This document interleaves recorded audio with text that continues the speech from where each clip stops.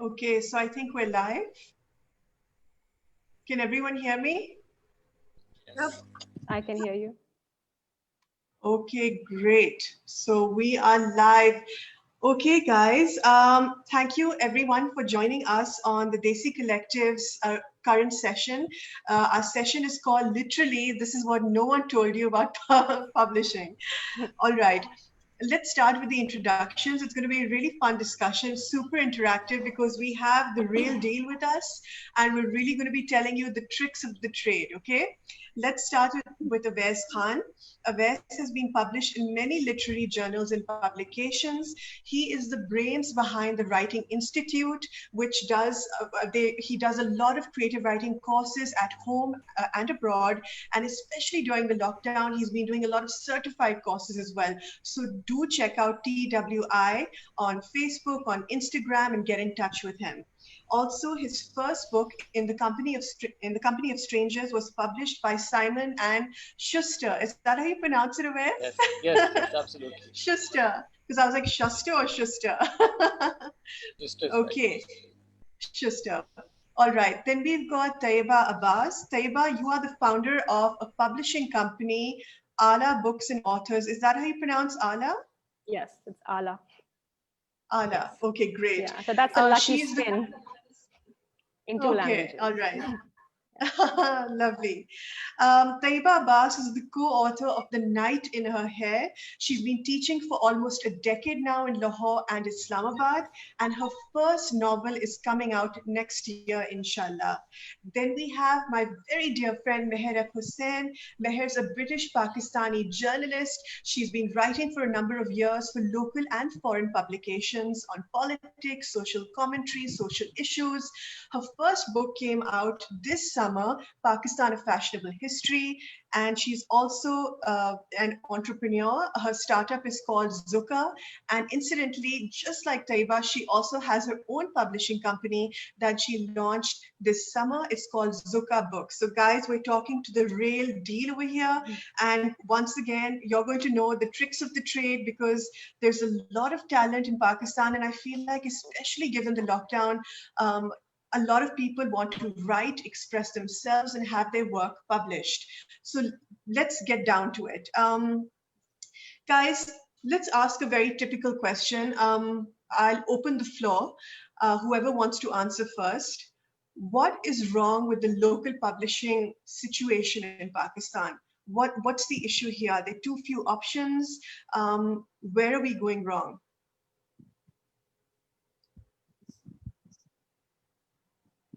I think where we should start. Okay. Thank you, Sonia. Thank you, Arsalan, and thank you, the Desi Collective, for giving us this platform. It's wonderful to be here. Sonia, that's a very, very important question. And I think that's something that's been on everyone's minds since the books ban was initiated by the Pakistani government following Palwama.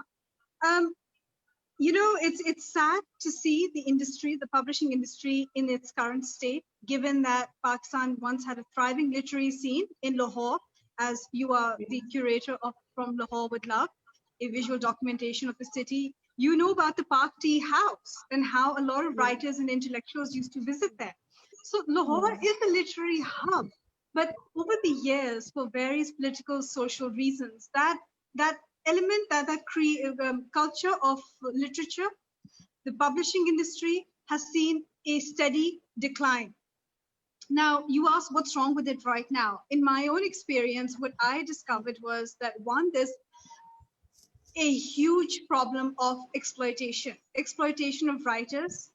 There's severe, there's no market regulation. जिसका मुंह आता है वही charge कर देते हैं, चाहे print costs हो, layout का हो, distribution का हो. There's no regulation whatsoever, and the writer has no rights to their royalties, to who they want to stock with. They have no say in the matter. And one of the biggest reasons why I think this is happening is there's this need to take foreign models of publishing and implement them in Pakistan. Pakistan doesn't have an economy, nor does it have a Western culture. Therefore, what works in the West can't exactly work in Pakistan. It's two different, countries, two different socio-economic fabrics altogether.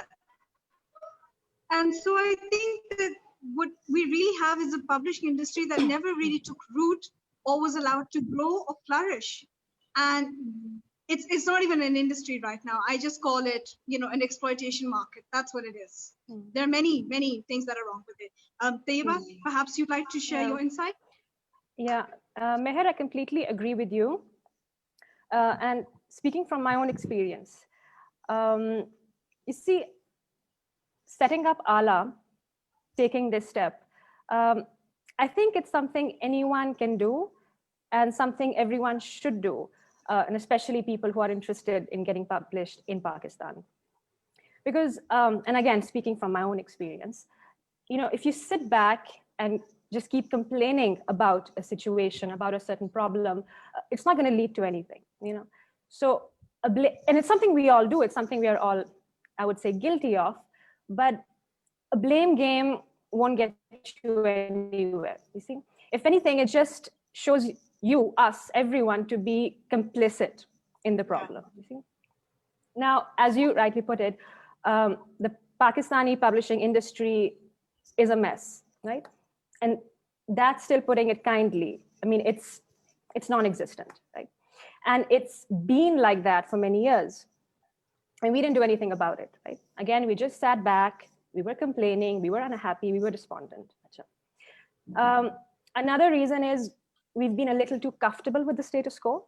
We were just relying on foreign publishing houses, relying on foreign representation, which is fine. I mean, a book has to do its rounds. It has to be available in countries all over the world and ideally in various languages. But that doesn't mean that you should just, take a leap over your local market and ignore your local publishing industry. Yes, and as you rightly put it, last year, everyone sat up when the trade ban happened with India, the book ban. I mean, things literally came to a standstill because books were still being published over there, some books, but they couldn't be available over here anymore. So I guess at that point, we all just really had to face the music and take action. And you did that with your book. I set up ALA because it felt like a very necessary and inevitable thing to do, to publish my own work and to play some kind of role in promoting writing in Pakistan. So that's been my story so far. There's another huge problem, and not just in Pakistan, but I would say the world over. And in some bits and pieces, it's kind of changing, hopefully. There's a huge misconception surrounding self-publishing. For most people, self-publishing is the last option along the road. And this might raise some eyebrows, but for me, self-publishing has been a primary choice. Okay. So a common misconception is that if you opt for self-publishing, you're just stranded somewhere, you're groping in the dark, you're clueless, you're on your own, and you just make a mess of things. That's not how it is. If you're someone who needs a certain level of validation, if you're looking for constructive feedback, if you're looking for criticism, critique, you'll find it. You'll get it just about anywhere if you go out and look for it. The plus is, if you go with the traditional route of publishing, you would be working with a select group of editors of one publishing company. If you're doing it on your own, you can find beta readers, test readers, just about everywhere.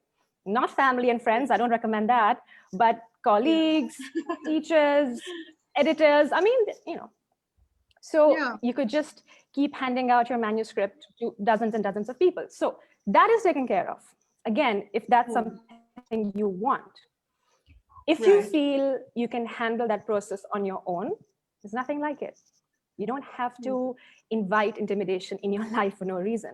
If you can handle an editing process, I'm sure you can. So it's a choice. Yeah. Okay. So that is taken care of, right? Yeah. Then there's the aesthetic side, okay? Design, layout, printing, all those details. visualizing your book cover, visualizing the certain product you have in mind and seeing it happen. For me, at least, that process is magical. Your authorial agency is intact, right? Your agency as an artist is intact. And that doesn't happen when you're working with traditional publishers. Right? Very true.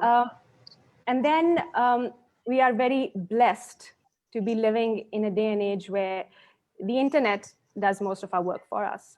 So things like publicity, promotions, marketing, coming across the relevant people. I mean, there's so many wonderful people I've met on social media. So that just happens in a very easy way. So there's really nothing to fear. If you are a writer and you want to get published and you just are in a bit of a confused situation, there's really nothing to fear. So people just need to change their mindset. They just need to adapt to a new way of thinking. That's all. Absolutely. Well said. Well said, Taiba. And you're right. There is that misconception that, oh, self-publishing, Amazon pe jaake launch kar diya, or you're taking the easy way out, yada, yada. Hai na? I totally agree with you there. Let's go to Avais. Avais, tell me one thing on the flip side.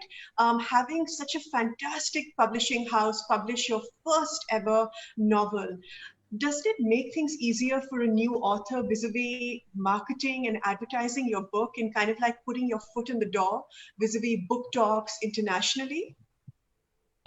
That's an excellent question, Sonia. Thank you once again to Arsalan and to Sonia as well for hosting this talk, and to Tayyiba and Meher. So I'd say that it does matter if you have a good publisher. It matters a lot because they have access to resources that you might not. I mean, I'm the founding director of the Writing Institute, and because of that, I do have access to a lot of people who might buy my books, and I have some access to magazine editors and newspapers who might review my book. But still, I found that I was falling short in a lot of things. Like when you get published by a major publisher, they have a complete publicity department that deals with sending the book out to awards, sending the book out to newspapers, to leading publications, to magazines, which ordinarily you might not have access to. Like for example, if I didn't know about a lot of awards. I didn't even know that the UBL awards existed in Pakistan. I learned about that after the shortlist was announced. And I was like, do they? I didn't know that they existed even in Pakistan. And because nobody told me, I didn't know. So that's the thing. With a bigger publisher, there's greater awareness. So in India, my publisher told me that we've already submitted your book to a lot of prizes and to a lot of competitions. So they're doing it without my knowledge. So they're always doing something behind the scenes. And the same goes for UK as well. So yeah, I think there is a certain edge to it. But having said that, I wouldn't discount the idea of self-publishing, because if you do have a platform, if you know how to market your book, if you have that social media presence and you know how to do paid marketing and ads and everything, then yes, self-publishing is a very good option. But if you don't have that, then it's a problem, because then you don't earn any money from your. Absolutely. There are like millions of books that are published on Amazon every year, and a lot of them fail because the authors don't have the marketing knowledge. So my advice would be that even if you don't find an agent or a publisher, that's totally fine. Just do invest in a good marketing course, because that really, really helps in the long run. So yeah. That is really smart, Avais. And I feel like just like Meher and Taiba, you in a way have also reinvented the wheel for yourself. Vis-a-vis the way you market yourself, the way you market your book, the way you market your courses. I think that's imperative. And from what you've just said, another question arises. How important is, because I feel these days when agents or when publishing companies want to see your work, they don't just want to see the manuscript or the first few chapters, they also want to see your social media presence. So I'm going to start with you, Avais, and then I'll go on to Meher and Taiba. How important is the packaging of an author now in presenting themselves as a kind of like a superstar, rock star, someone who really is exciting and their book should be bought? Another excellent question, Sonia. Yes, so basically what people say, or what they they imply at that talent is what they look at, but that's not the case anymore. So publishing is not only about talent. So if you're a talented author and nothing else, I don't think you'll find a place in publishing. So publishing is about talent, about luck, and yes, about your social media awareness and presence. So if you have a sort of an established, a proven record, and Yeah. publishers know that you're able to sell a book or that you have the ability to sell a book, then that does help. Because these days, with the recession and everything, everyone wants, and a lot of people forget that at the end of the day, publishing is also business. So they can only Yes. publish books that will make them money. So your book could be the best book Yes. on planet Earth, but if it doesn't fit their model, they will not publish it. So they'll turn it down. So that's the Absolutely. thing about publishing, that a lot of people don't understand, that it's nothing personal. So a lot of people, a lot of authors take Yes. it personally that, so and so publisher rejected me. I used to do that as well, but now I'm like, I understand now that it is a business decision at the end of the day. So if they feel that, even if it's something that they don't publish, but they see that the author has like 150,000 followers on Instagram, 150,000 followers on Twitter, they'll be like, maybe this might play to our advantage. So they'll take a punt. But otherwise they'll turn it down. So yeah, I think social media does make an impact for sure. Excellent answer, Wes. Meher, you tell me, Meher, you're in PR. You're working with a nonprofit, and you do have a lot of PR experience. Regarding the PR of your book and the marketing of your book, Meher, what have you learned in the span of these 2 months? How important has PR been, having self-published your book? And the second question, Meher, I want to pose to you and Taiba both. Isn't it sad that it is business, that real talent kind of it gets left? What do you have to say to that? Absolutely. Thank you. Sonia, there's something, I'm just going to go back to the question you put to Aves and link it with the first one. You mentioned having a social media presence. Look, publishing, as I'm also discovering, it is a business. And to be honest, I don't think a social media presence is going to matter as much as your network does. Who do you know in the media? What can you bring to the table? That's what it's more about. You can have 1,000 followers, but if you don't have the ability to sell, if you don't have the power to convince, chances are Yeah. you're not going to, it's not even about making a buck. It's about, being recognized as a writer. That's the sad reality. And I say this in the context of Pakistan, of course. I find that being part of the media certainly helps because you know people from editors.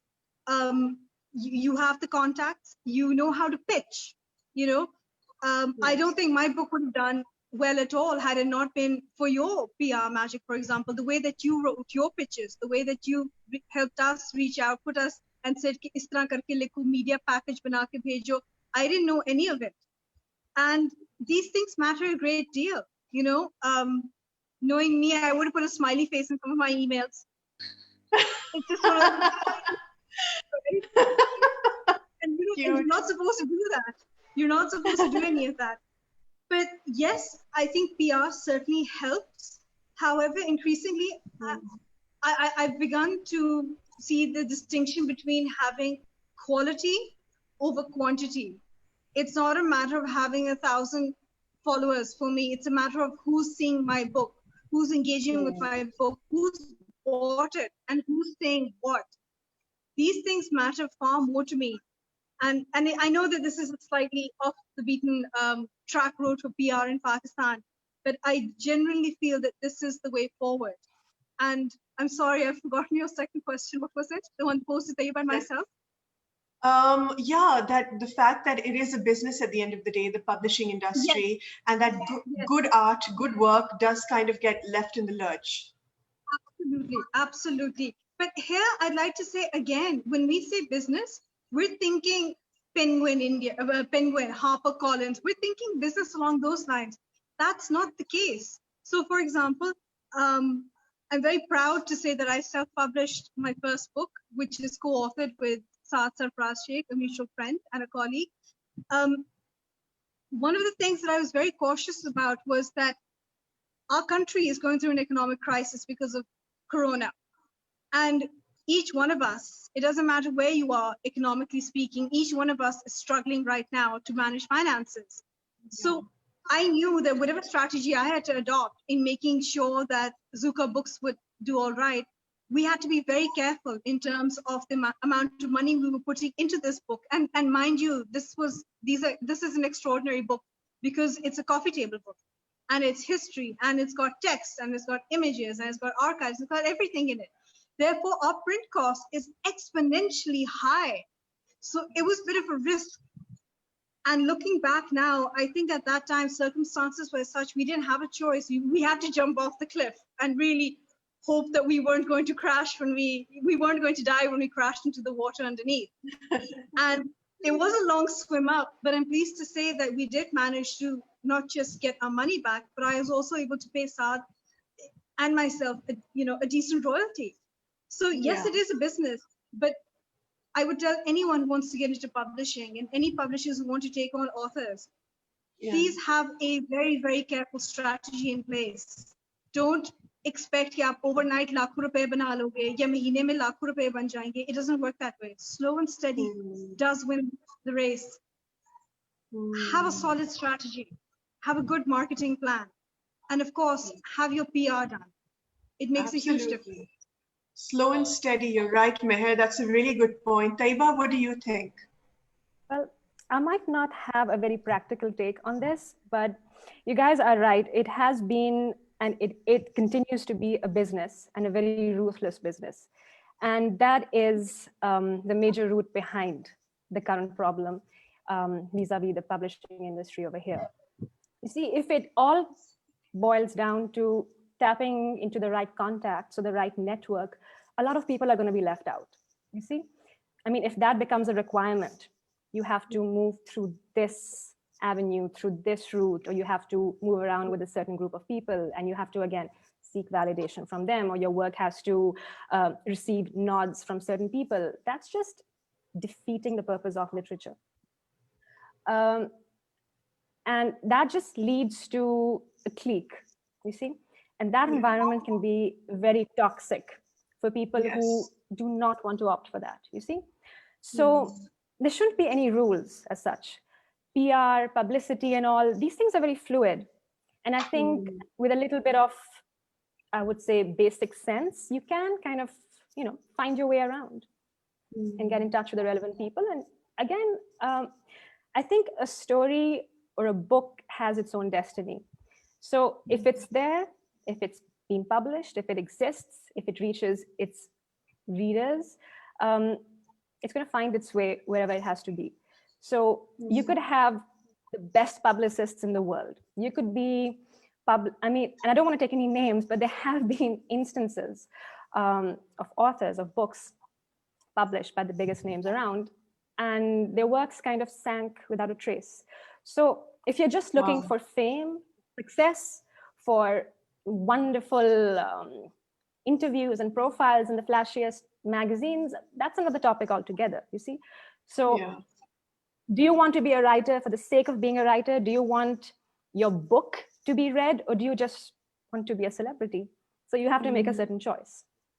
So I wouldn't give too much importance to things like building the social media profile. I mean, it's just a matter of choice. If you want to do it, wonderful, go ahead.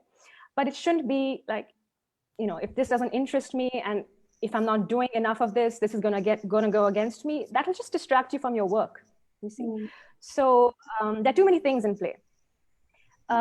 Another negative feature associated with all these expectations is the definition, the supposed definition of what it means to be a Pakistani author, or what Pakistani literature is. Now, I'm very uncomfortable with both those terms. Pakistani literature doesn't exist. And I don't just mean in terms of our country, any supposedly national literature. What do you mean by that? What kind of confines are you talking about? How politically snug can literature be? How politically correct can it be? Literature is writing. It's all about, I would say, locational coincidence. It's an accident of birth. It's about where you choose to be at a certain time. if you are traveling, if you just want to settle in some country or, learn a certain language. So it's all a coincidence, right? Yeah.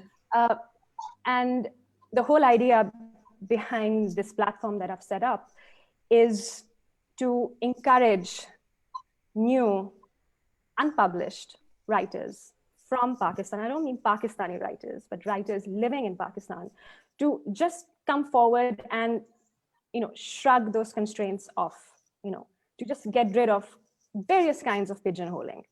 So I think all these things just tying together.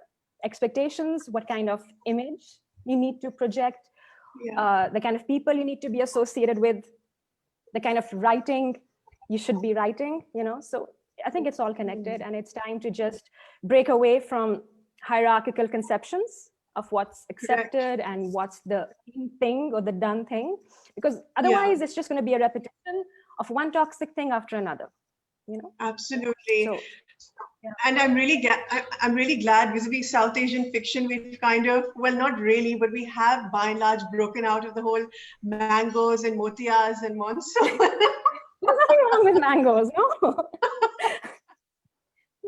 But yeah, Avais, you were saying, and then Taiba, I'm going to come back to you and Meher with a question about longevity vis-a-vis writing. What is going to last in the future for future generations to be inspired? Yes, Avais, you wanted to add something to this point? Yes, I wanted to add something. I wanted to say that, Sonia, if you're setting up a PR firm, please consider me your first client. Literally, I mean, the kind of what Meher says, what you've done with her book. I mean, the way you advised her. Mujhe bhi please consider kar lo. I'll be reaching out to you when my next book comes out. Done. Absolutely. This is something I've been thinking about for a long time. Yeah, we need a literary PR company here. Because I swear, it's a much needed thing. Yeah. I think it'll be much used to publishers as well, like Tayyiba and Meher. They can probably make use of that as well. So yeah, absolutely. I'd definitely. मुझे sign up कर लो अभी से. Done. I'm so excited. Yeah. Okay, here's a question. I'll start with you, Avais, and then I'll quickly go to Taiba and then Meher. What kind of fiction from our neck of the woods, or non-fiction, fiction or non-fiction, what sells? I know it's a bit of a business question, but one has to look at that, because obviously none of us are trust fund babies. We have 9 to 5 jobs. Yeah. I wish. Just sit at home on a really lovely table with your pen, paper, and very romanticized scene, and just write the hours away. But what kind of work will garner fame, money, and make you stay true to your art, make you stay true to your heart's desire vis-a-vis what you want published and what you want to write about? I'm so glad you asked this question, because the thing is that we see a lot of people in Pakistan say that we want to read more genre fiction coming out of Pakistan. We want to read ordinary stories. We want to read sci-fi coming in from Pakistan. But the fact is that the same people don't end up supporting these writers when that thing does come out. And they want to read about the same old terrorism, the same old murders and poverty and then mangoes, like you said. So, that's the problem. And even in the West, I'm not going to take any names. Like when I was submitting to literary agents in the UK, there was one really huge literary agent who reached out and he asked for the full manuscript, because the first 3 chapters dealt with terrorism. And I was so excited, I sent him the full manuscript. Or the reply I got was that I was hoping there would be more terrorism in it. So you see, that is the perception they have of Pakistan, and that's what they, that's what they want. That's what they know will sell, and that is what sells. So that is the image people have of Pakistan. So to answer your question as to what sells, this is what sells. So a negative image of Pakistan is what sells. As to whether genre fiction will come out of Pakistan and will be successful, that is to be decided. But I'm really glad that Usman is coming out with his first sci-fi book of stories. And I'm really excited about that, because that might change the game in Pakistan. And I hope that people start accepting genre fiction from Pakistan. Absolutely. That is much needed, I think. Yeah. Absolutely. Taiba, what do you think? And then we're coming to you, Meher. Okay. So according to me, those are 2 separate questions. So what sells? again, only people sitting around a round table in a business meeting can answer that, because that's a business minded question, right? What sells? And again, there's no guarantee to them being right. The question is, what do people want to read? We can't predict that. So I'll just give you an example. I mean, I'll base my answer on the 2 books that I'm publishing within the next few months. So the first is a co-authored book, again, like my head, a co-authored book, The Night in Her Hair. And with that book, with that project, I'm basically going back to primal narratives, because the book is a retelling of a selection of myth and folklore indigenous to the subcontinent. Wow. And the stories that we've selected are stories from Kashmir, Punjab, Balochistan, right down to the coast of Sindh. Yeah. And these are well-known stories.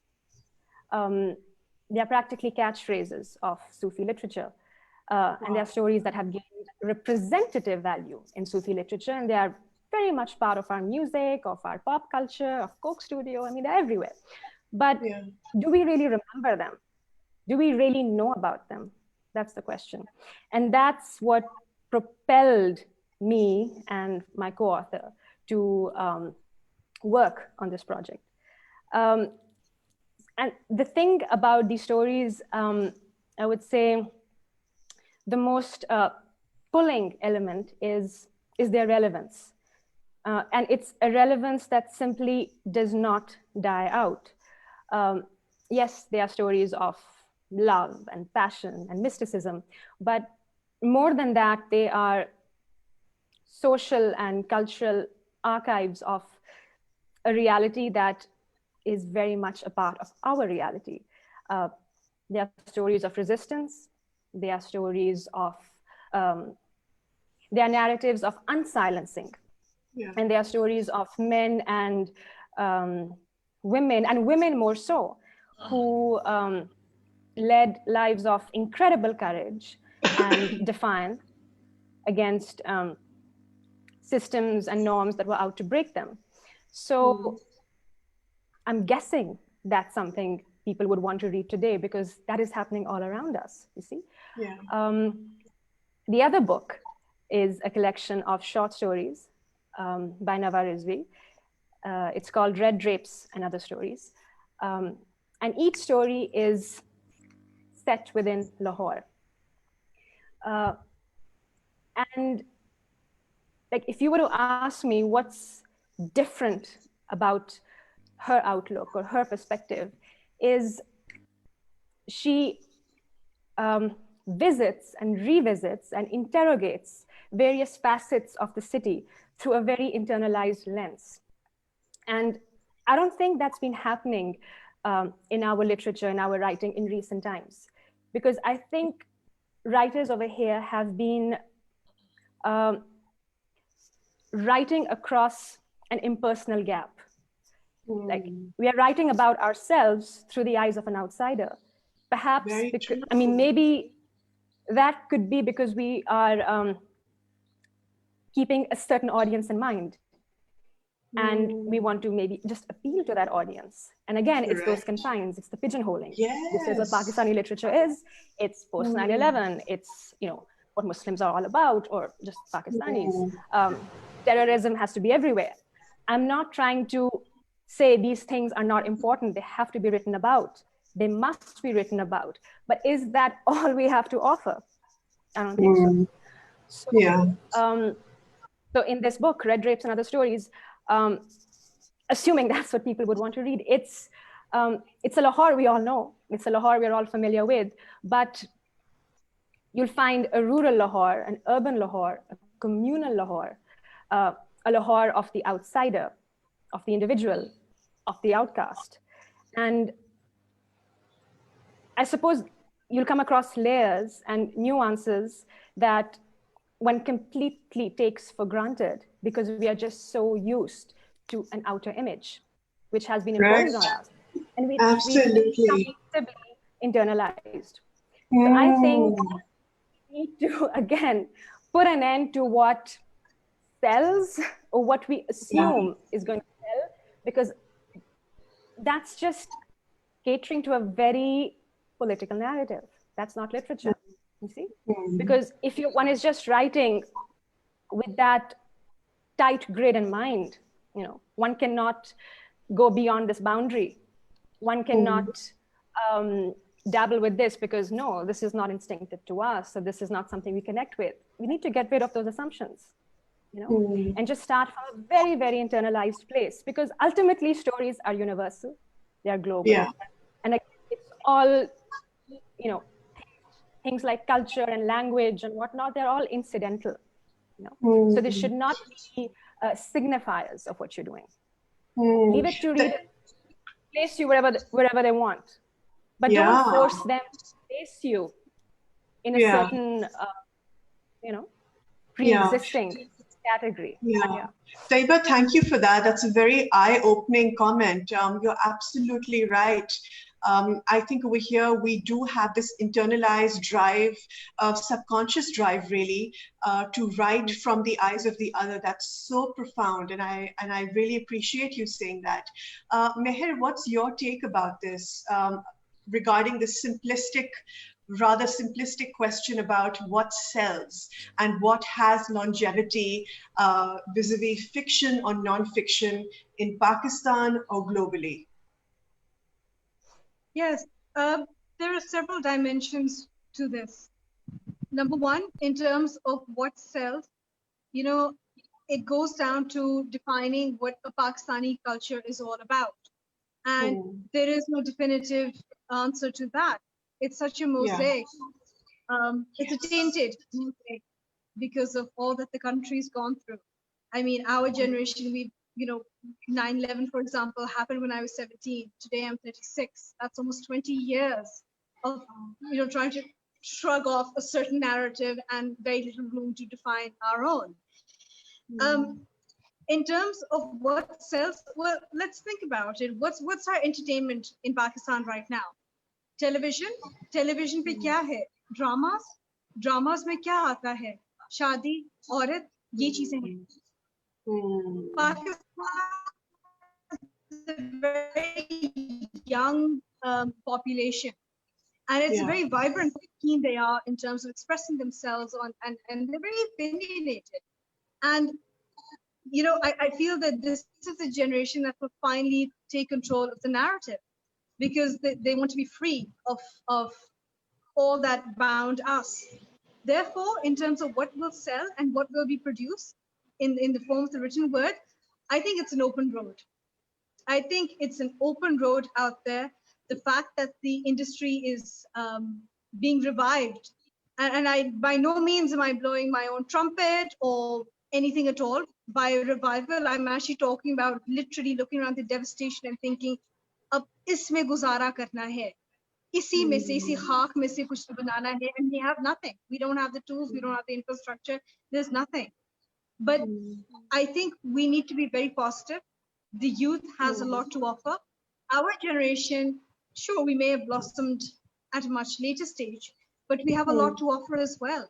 And I think if we all meet halfway, I'm looking at a very, very positive literary scene up ahead. I'm not saying that by the end of this year, we're going to have some, Booker Prize winner people, and that doesn't even matter. But certainly, I think in the next 6 months, we're going to have some fabulous publications coming out. We're going to be having books that give back Pakistanis their sense of identity. And these are going to be books that are really going to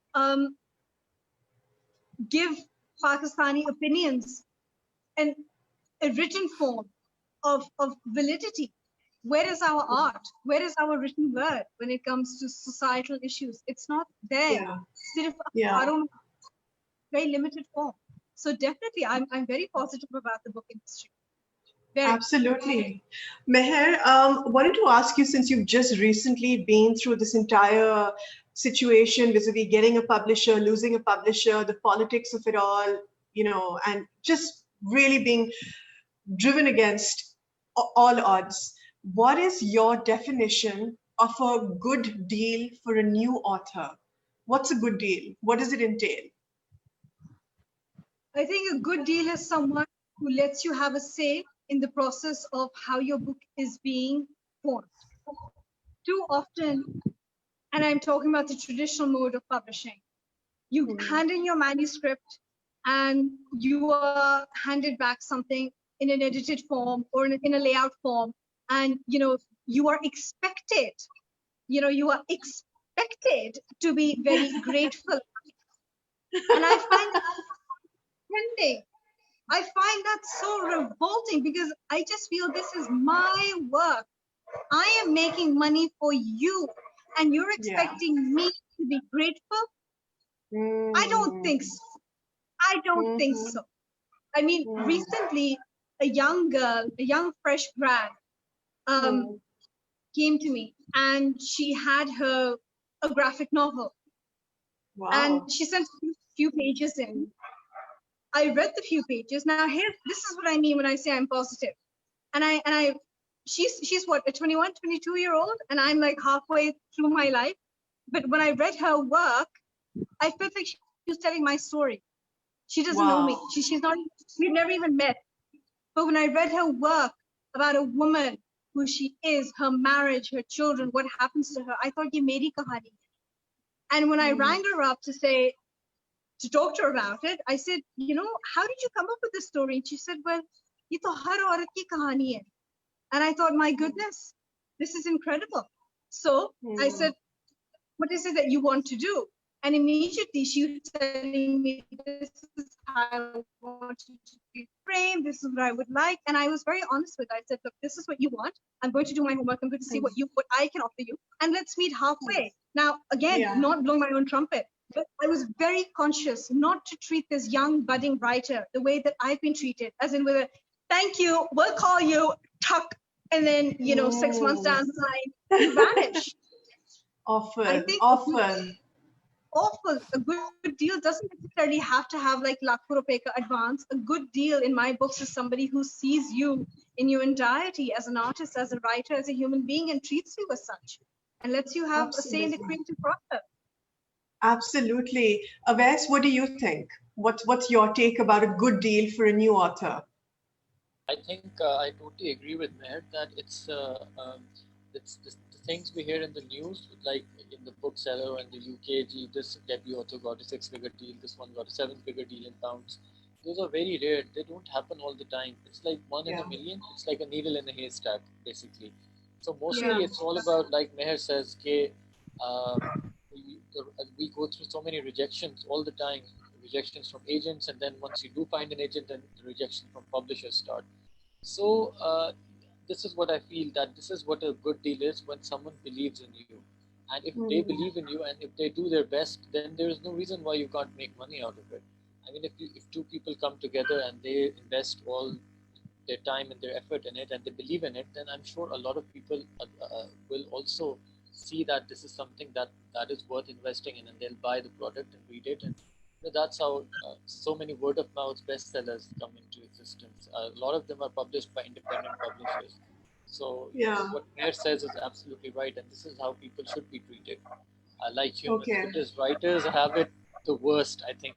It's like, if I had known that this is how things were like, I wouldn't have tried this field at all. That's what I think. A lot of people ask me, Ji, aapko, what gave you the conviction, or what gave you the why did you follow this field? I was like, I was very disillusioned as a young as a teenager. I was like, ho jayega jo bhi. But if now looking back, I wouldn't have done it if I knew how hard it was. So Absolutely. So I'm really glad that people like Meher and Tayyiba have come out with ways to help budding writers. And I can totally imagine what my position was like back in 2012, 2013. Nothing in Pakistan, nothing at all. Absolutely. Absolutely. Meher, you wanted to say something? I agree with you.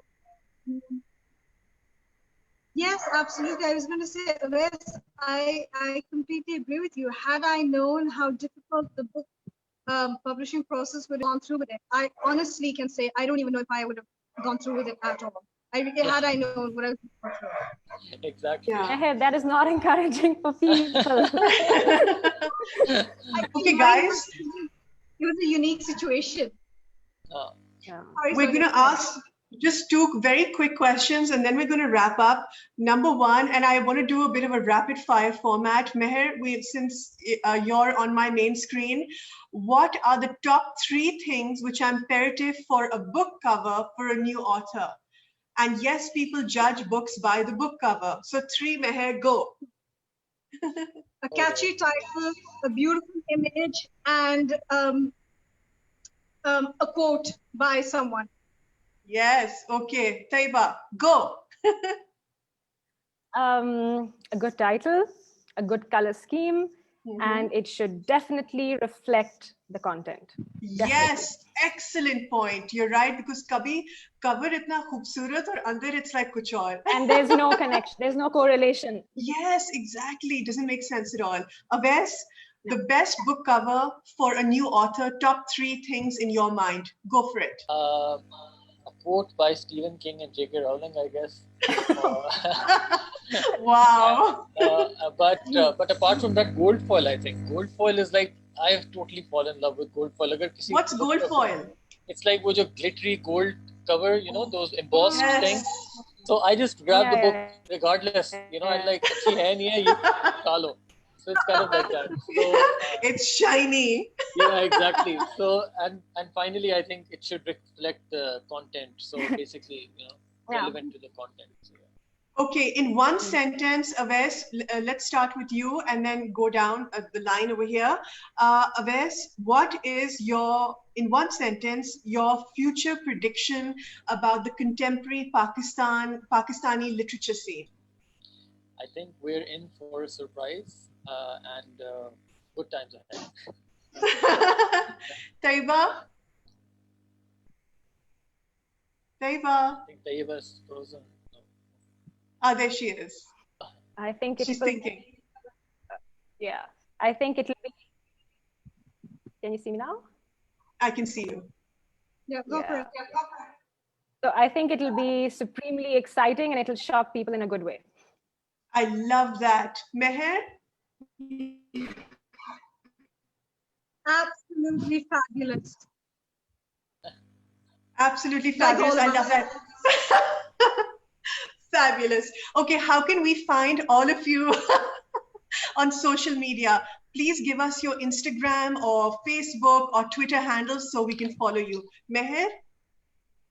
I've just set up Zuka Books today on Instagram. And of course, my book Instagram is fashionable.history.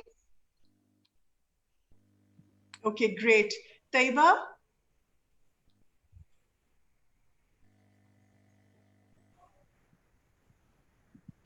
Okay, I think Taiba's lagging a little bit.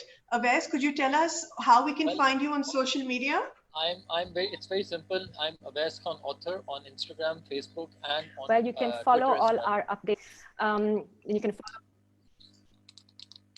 Taiba, you there? I am here. Okay, perfect. So, Yeah, so I'm Taiba, Abais how Khan can author. Aves Khan? Okay, sorry. Yes. A bit of overlapping here. Sorry, Yes. Taiba. Yes, Yeah, you can बताइए. get all updates on Ala through my handle on Instagram and Twitter, which is biba.t.abbas. And then there's our website, alabooksandauthors.com.